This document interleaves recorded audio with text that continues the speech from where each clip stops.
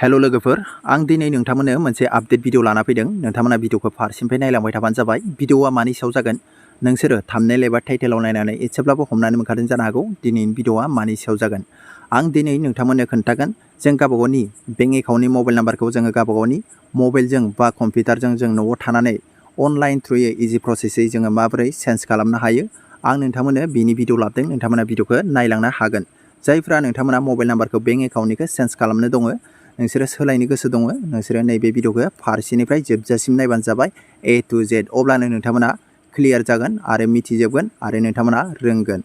अके लोगोफोर, बेनिफ्राय आं बेयावनो फिसा रिकुवेस्ट खालामो, जायफ्रा गोदान आपडेट इउटुब चेनेलाव दिनैसो फार्स्ट टाइम, नोंथांमोना चेनेलखौ साबस्क्राइबबो खालामनो हागोन आरो जायफ्रा फेसबुक पेजाव नायदों नोंथांमोना फल'बो खालामनो हागोन माखासे भिडिअफोरखौ नायनानै भिजिट खालामनानै। अके लोगोफोर, अब्ला आं जागायलांनोसै, भिडिअखौ नोंथांमोना नायलांबाय थाबानो जाबाय। फार्स्टआवनो आं नोंथांमोननो खोन्थागोन बेंक एकाउन्टजों आरो मबाइल नाम्बारजों लिंक थायोब्ला जोंहा मा बेनिफिट दङ। आं बेखौ नोंथांमोननो सिगां खोन्थाग्रोगोन, बिनि उनाव आं नोंथांमोननो लास्ट स्टेपखौ नोंथांमोननो खोन्थालांगोन। जोंहा बेंक एकाउन्टजों मबाइल नाम्बारजों लिंक थायोब्ला जोंहा बेंकनि माखासे इसु जानायफोरखौबो जोङो मिथिनानै मोनो आरो जोंनि बेंकआव बेसेबां बेलेन्स दङ बेखौबो जों मिथिनानै मोनो, बेसेबां फैसा दङ बेंक एकाउन्टआव। आरो जोङो बबेबा इमारजेन्सियाव जोङो गावबागावनि बेंक एकाउन्टनिफ्राय जोङो गुबुन मानसिनो नांगौब्ला, फैसा नांगौ जायोब्ला जोङो ट्रेन्सफार खालामनो हायो, सोनानै हरनो हायो, मबाइलनि रिचार्ज सोनानै लानो हायो, इलेक्ट्रिक बिल सोनो हायो, टिभि रिचार्ज सोनो हायो आरो बायदि बायदि जोङो खामानि मावनो हायो अनलाइन थ्रुयै। आरो गावनि फैसाखौ जों गोसोबायदि बाहायनो हायो मबाइल नाम्बारजों लिंक थायोब्ला बेंक एकाउन्टआ। दा थिग बिदिनो गोबां मानसिनानो बेफोरबायदि जोङो मबाइल नाम्बारफोरा रिजेक्ट जाबाय, सोरनाबा बेफोरबायदिनो गोमाबाय, बेफोरबायदिनो बायदि बायदि जानानै जोङो दा मबाइल नाम्बारखौ चेन्ज खालामनो गोनां जायो। दा जोङो चेन्ज खालामबा अफलाइनाव जोङो बेखौ जोङो हाखायो, कमप्लिट जाखायो जोङो अफलाइनाव थांनानै जों बानायोब्ला। दा जोङो अनलाइनावसो हागोन ना हाया बेसो मेइन खोथाया। दा गोबां मानसिफ्रानो अनलाइनाव जोङो मबाइल नाम्बारखौ, बेंक एकाउन्टनि मबाइल नाम्बारखौ चेन्ज खालामनो सानो। दा जोङो अनलाइनाव हागोन ना हाया आं नोंथांमोननो खोन्थालांगोन। दा जायफ्रा बेफोरबायदि अनलाइनाव जोङो मबाइल नाम्बारखौ बेंक एकाउन्टनिखौ चेन्ज खालामनो सानदों, बेफोरबायदिनो इउटुबाव गोबां भिडिअ नागिरदों, नागिरनानैब्लाबो जोङो बेफोरबायदि मोजाङै खोन्थानाय, मोजाङै क्लियार माने भिडिअखौ मोननानै मोनाखै। दा आं नोंथांमोननो नैबे भिडिअखौ नोंथांमोननो लाबोदों। दा नोंथांमोना मिथिनानै मोनगोन, नोंथांमोना जा भिडिअ नायदों नोंसोरो बेयो थ्रुय भिडिअ, बेयो सैथो भिडिअ, नोंथांमोना दिनैनो क्लियार जाबानो जाबाय। आरो बे भिडिअनि अनगा नोंथांमोना गुबुन भिडिअ नायनो गोनांथि गैलिया। नाथाय उनाव आपडेट फैयोब्ला, अपसन फैयोब्ला आं नोंथांमोननो आरो भिडिअ बानायनानै लाबोलायगोन। अके लोगोफोर, अब्ला आं नोंथांमोननो खोन्थालांनोसै, जों माब्लाबाबो अनलाइनाव जोङो माब्लाबाबो गावबागावनि बेंक एकाउन्टनि मबाइल नाम्बारखौ चेन्ज खालामनो हाया दै। नोंथांमोना हाजार भिडिअ नागिर, नोंथांमोना इउटुबाव नोंथांमोना ओरैनो फेक भिडिअ नुगोन, नोंथांमोननि डाटाया ओरैनो लस जागोन, नोंथांमोननि खामानिफ्रा ओरैनो लस जागोन, नोंथांमोना बेयावनो दिन थांगोन। बेनिखायनो नोंसोरो नैबे भिडिअखौ नायदोंब्ला, नुदोंब्ला दिनैनिफ्राय नोंसोरो बेंक एकाउन्टनि मबाइल नाम्बारखौ चेन्ज खालामनाय भिडिअखौ नोंथांमोना इउटुबाव नायनो गोनांथि गैला। नोंथांमोना हागोन, नोंथांमोना अफलाइनाव हागोन, ब्रान्सआव थांनानै हागोन। बिनिफ्राय आं नोंथांमोननो क्लियार खालामफिननानै होबावगोन, नोंथांमोना आंनि बुंनायखौबो फोथायाबो जानो हागौ, आं नोंथांमोननो क्लियार खालामनानै होगोन। बेंक ब्रान्सनि बेयाव कास्टमारजों रायज्लायनाय रेकर्डखौबो आं नोंथांमोननो होगोन, नोंसोर खोनासंनो हागोन। नाथाय गोबां मानसिफ्रानो बेयाव कुइसन खालामनो हागौदि इउन' एसबिआइआव हायो होननानै। बेफोरबायदि पार्सनेल, बेफोरबायदि बेंकजों पार्सनेल एप्सफोरा थाफागायो।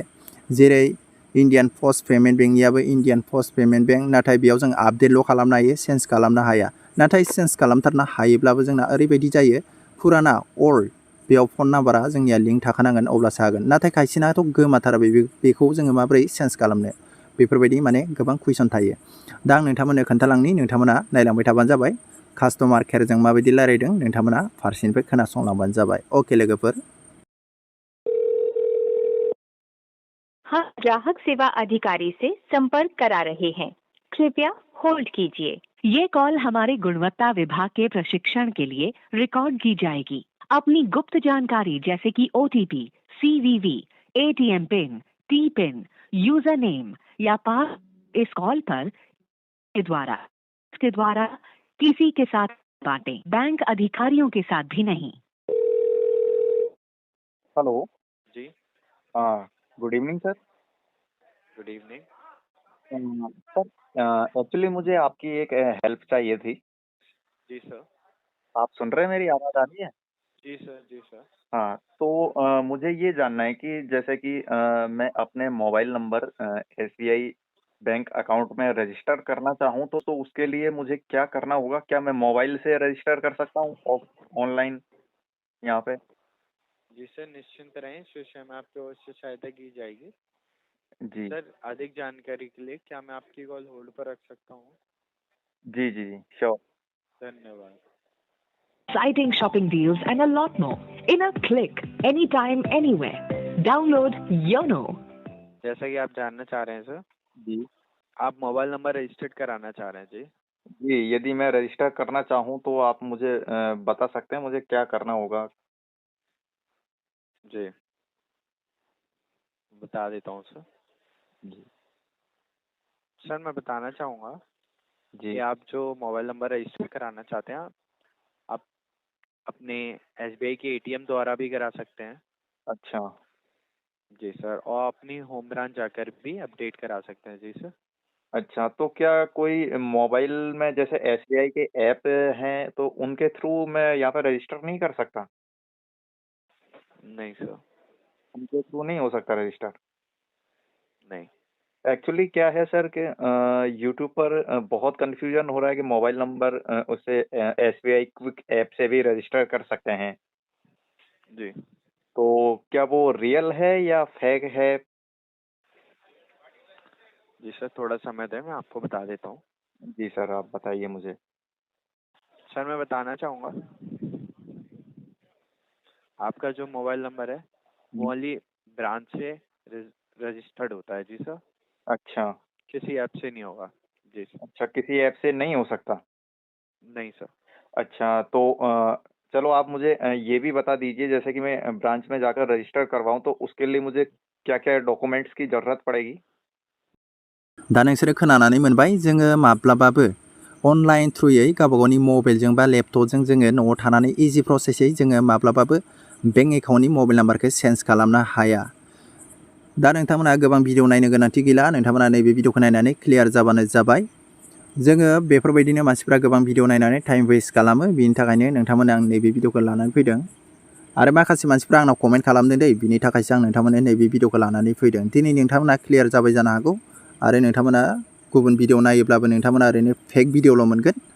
आं जेब्ला बेंक एकाउन्टनि मबाइल नाम्बारखौ चेन्ज खालामनायनि अप्शन वेबसाइटफोरखौ मोनो अब्ला आं नोंथांमोननो भिडिअ बानायनानै होगोन आरो नोंथांमोना इजि प्रसेसै गोरलैयै नोंथांमोना खालामनानै लानो हागोन। जोङो दा गावबा गावनि बेंक एकाउन्टनि मबाइल नाम्बारखौ चेन्ज खालामनो थाखाय जोङो अफलाइनाव हागोन, जोङो बेंक ब्रान्चआव थांनानै नोंथांमोना हागोन। फर्म होयो, बे फर्माव नोंथाङा माखौ सोलायनो गोसो बेखौ नोंथांमोना लिरनानै होबानो जाबाय। आरो नोंथांमोना फर्मखौ फरायनो रोङाब्लाबो नोंथांमोना भिडिअ नायनानै हागोन आरो नोंथांमोना बेंक ब्रान्चआवनो मोनखागोन आरो हाखागोन। अके लोगोफोर, दिनै भिडिअआ बेनो, नोंथांमोननो आं क्लियार खालामनो थाखाय नैबे भिडिअखौ लाबोदोंमोन। नोंथांमोना गोबां भिडिअ नायनांगौ गोनांथि गैलिया, नोंथांमोना क्लियार जाबानो जाबाय। बेफोरबायदि भिडिअफ्रा माने अनेक फेकबो बानायनो हायो, गावबा गावनि इडिटिंनि खोथासो बेफोरो, बेनि थाखायनो आं नोंथांमोननो क्लियार खालामनानै होबाय। अके लोगोफोर, दिनै भिडिअआ बेनो आरो नोंथांमोना दासिमबो भिडिअखौ नायनानै चेनेलखौ साबस्क्राइब खालामाखैबा साबस्क्राइब खालामनो हागोन, बेफोरबायदिनो आपडेट भिडिअ मोनबाय थानो थाखाय। आं एसे गोबाव जाबायमोन दै भिडिअ लाबोथ'नो हायिया, माखासे प्रब्लेम थाखाय लाबोनो हायाखैमोन।